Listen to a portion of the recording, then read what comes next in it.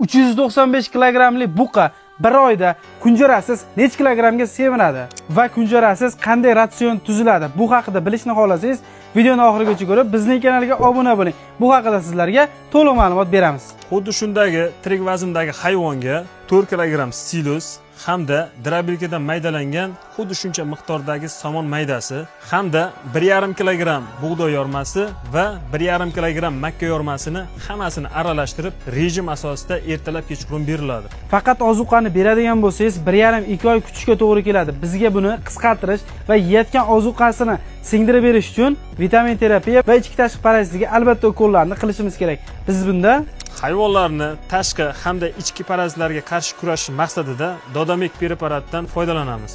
Bulardan tashqari hayvonning tez o'zgarishi, junlarning tez tulashi, etini yumshatib hamda go'sht massasini qo'shish maqsadida super amino preparatdan ham foydalanamiz.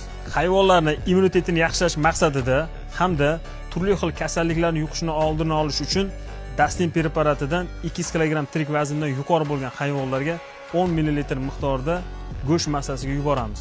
Qilingan vitaminlarni va tuzilgan ratsionda natijasini albatta bir oydan keyin qo'yib boramiz. Shuning uchun albatta bizning kanalga obuna bo'lib, ushbu videoni mol boqadigan do'stlaringizga jo'natib qo'ying.